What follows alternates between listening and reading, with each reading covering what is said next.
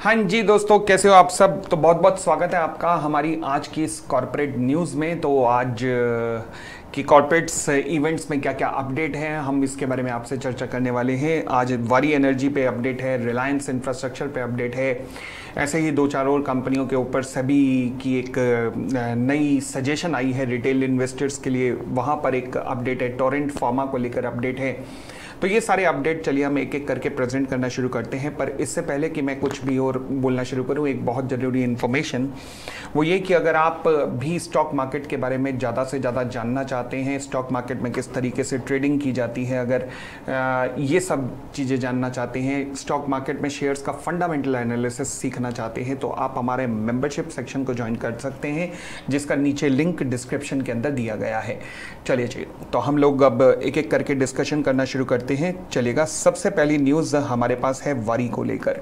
वारी energy solar industry में भारत की बहुत बड़ी कंपनी, एंड चाहे वारी एनर्जी हो, प्रीमियर एनर्जी हो, एसडब्ल्यू सोलर के शेयर, सबके शेयर अब पिछले फ्राइडे को 4% तक गिर गए थे। अच्छा, रीज़न क्या रहा? रीज़न रहा यूएस की फर्म्स जो कि सोलर फर्म्स हैं और जिनकी मैन्युफैक्चरिंग कॉस्ट जो है सोलर इक्विपमेंट की काफ़ी हाई होती है और ये हमारी कंपनी से, हमारे देश की कंपनी से मुकाबला नहीं कर पाती, तो उन्होंने ट्रंप को मिलकर एक लेटर लिखा है कि भैया एक काम कीजिए कि जब आप टैरिफ खेल ही रहे हैं पूरे संसार के अंदर, तो ये जो भारत की सोलर मैन्युफैक्चरिंग वाली कंपनीज है ना, इनके ऊपर टैरिफ ज़्यादा लगा दीजिए और ऐसा लगा दीजिए कि इनकी कॉस्ट जो है वो हमारे बराबर आ जाए और मतलब इतना बढ़ जाए कि इनको जो एडवांटेज मिल रहा है, कॉम्पिटिटिव एडवांटेज जो कि इनको लो कॉस्ट का मिलता है, क्योंकि हमारे यहाँ लेबर कॉस्ट कम है, हमारे यहाँ ज़मीन की कॉस्ट कम है, तो वो एडवांटेज जो है इनका राइट ऑफ हो जाए। अब वारी एनर्जी वगैरह के शेयर तभी गिर रहे हैं क्योंकि इनके अच्छे खासे सोलर इक्विपमेंट की सेल जो है यूएस के अंदर होती है।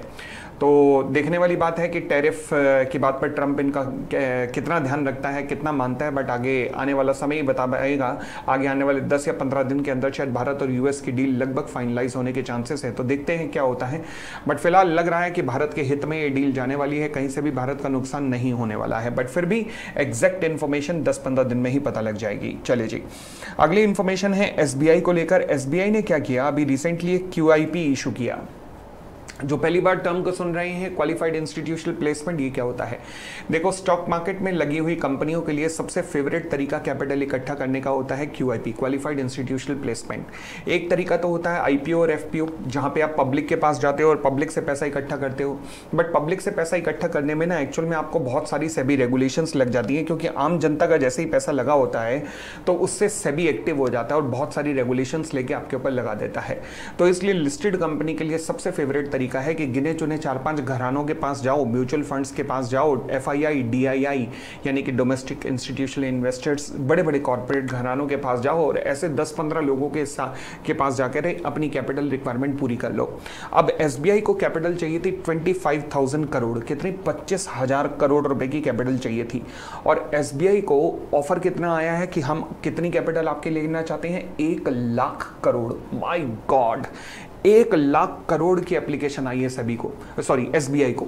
अब एसबीआई को यानी कि इतना ज़्यादा हमारे देश के इस लीडिंग इंस्टीट्यूशन के अंदर बड़े बड़े इन्वेस्टर्स का विश्वास है, बड़े बड़े कॉर्पोरेट घरानों का विश्वास है, तो ये बहुत अच्छी बात है देश के लिए भी। अब इससे होगा क्या, क्योंकि इतना अट्रैक्टिव वैल्यूएशन हुआ है, इतना अट्रैक्टिव एप्लीकेशंस आई हैं, तो नॉर्मली क्या होता है कि क्यूआईपी आते ही ना शेयर्स की सप्लाई बढ़ती है, बढ़ने के कारण प्राइस थोड़ा सा नीचे आता है। बट ये ऐसा मुझे एसबीआई के केस में नहीं लग रहा। क्यों? क्योंकि इन्होंने एक तो क्यूआईपी का प्राइस, क्वालिफाइड इंस्टीट्यूशनल का प्राइस बहुत ज़्यादा नीचे नहीं रखा था, तो इसलिए हार्डली हम 1% या आधे % की डाउनवर्ड मूवमेंट देख सकते हैं, इससे ज़्यादा नहीं। फिर बाकी प्राइस का इस पर कोई इंपैक्ट नहीं पड़ेगा, चाहे 25,000 करोड़ का इशू आया हो, बट इससे कोई फर्क नहीं पड़ेगा और ये इशू लगातार आगे ही बढ़ेगा, लगातार प्राइस आगे ही बढ़ेगा, क्योंकि देश आगे बढ़ रहा है, क्योंकि बैंकिंग सेक्टर आगे बढ़ रहा है, क्योंकि बड़े बड़े इंस्टीट्यूशन का हमारे इस लीडिंग बैंक के ऊपर इतना विश्वास है। तो सब कुछ पॉजिटिव ही है इसे लेकर। मैं देश की इकोनॉमी या देश के स्ट्रक्चर को लेके कहूं, सब कुछ पॉजिटिव लग रहा है इसको देखकर। तो चलिए फिलहाल आगे बढ़ते हैं, मगर एक चीज पॉजिटिव बिल्कुल नहीं है। वो क्या है? वो है रिटेल इन्वेस्टर्स और रिटेल इन्वेस्टर्स को होने वाले लॉसेस। वो क्यों? एक्चुअल में उसके जिम्मेदार वो खुद भी बनते हैं। कैसे? जैसे सेबी की अभी एक रिसर्च रिपोर्ट क्या बताती है, वो कहती है जब एक्सपायरी का दिन आता है ना, तो एक्सपायरी के दिन पर जो डेरिवेटिव में होने वाली ट्रांजैक्शंस हैं वो कई गुना बढ़ जाती हैं, कई गुना डेरिवेटिव्स में। क्यों? क्योंकि होता क्या है कि हमें सिखाया जाता है डेरिवेटिव मार्केट के अंदर कि कॉल बाय कर लो क्योंकि शेयर बढ़ना चाहिए, पुट बाय कर लो क्योंकि शेयर बढ़ना चाहिए। तो हमें कॉल पुट बाय करवा दी जाती है, जिसकी वजह से हम क्या करते हैं, हम कहते हैं जी लो जी कॉल पुट शेयर बढ़ेगा बढ़ेगा, इसी चक्कर के अंदर हम कॉल पुट बाय करके बैठ जाते हैं। शेयर बढ़ता नहीं है, एक्सपायरी के नज़दीक आते आते हमें सेल करना पड़ता है लॉस के अंदर। अब इस पूरी प्रोसेस के अंदर लॉस होता है, तो एक्सपायरी के पास आते आते यानी कि वॉल्यूम बढ़ जाता है। तो वही सेबी ने वही लोगों के पास पॉइंट आउट किया है कि भाई इतना ज़्यादा वॉल्यूम बढ़ रहा है, एक्सपायरी के पास आते ही इतना ज़्यादा वॉल्यूम बढ़ रहा है कि भैया इससे सारा लॉस रिटेल इन्वेस्टर्स का हो रहा है। बात बड़ी सही सी है। क्यों? क्योंकि रिटेल इन्वेस्टर कॉल बाय करके बैठा है, पुट बाय करके बैठा है, वो अपने टारगेट तक पहुंचते नहीं हैं, एंड में एक्सपायरी में उसे राइट ऑफ करने पड़ते हैं, औने पौने दांव पर बेचने पड़ते हैं। तो एज अ रिटेल इन्वेस्टर्स देखो हमें करना क्या चाहिए भैया, बड़ी सीधी सी बात है। रिटेल इन्वेस्टर्स को पहले तो डेरिवेटिव मार्केट यानी कि फ्यूचर ऑप्शन से ही दूर रहना चाहिए, क्योंकि यहां पर आप जेन स्ट्रीट जैसी कंपनियों के हाथों की कठपुतलियां बनकर खेल रहे होते हो। आपको नहीं पता होता कि आपको कौन ऊपर से खिला रहा है और किस लेवल से खिला रहा है।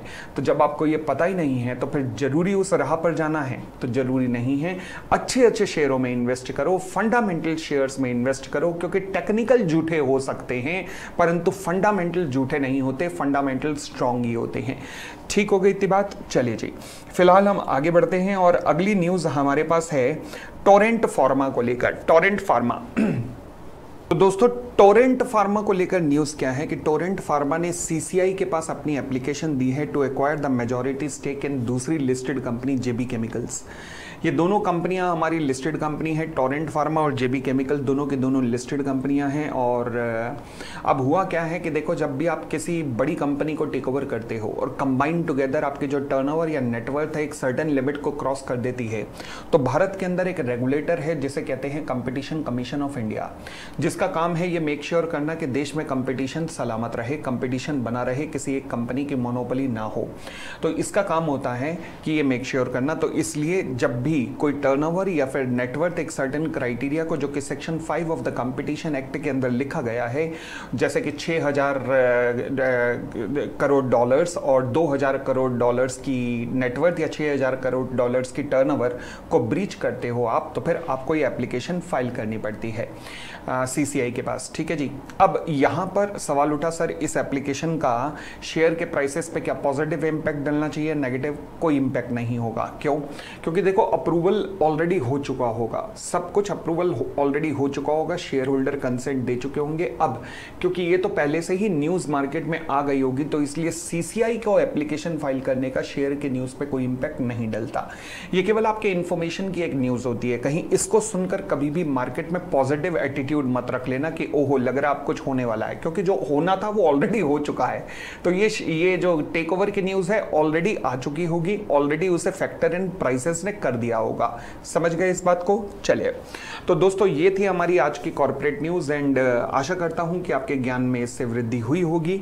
एंड अगेन, अगर आप लोग फंडामेंटल एनालिसिस सीखना चाहते हैं कि किसी शेयर को ढूंढने से पहले उसमें क्या क्या फंडामेंटल चीज़ें देखी जाती हैं, तो हमारा मेंबरशिप सेक्शन आप ज्वाइन कर सकते हैं। नीचे लिंक डिस्क्रिप्शन के अंदर दिया गया है। Thank you, bye bye, take care, खुश रहिए।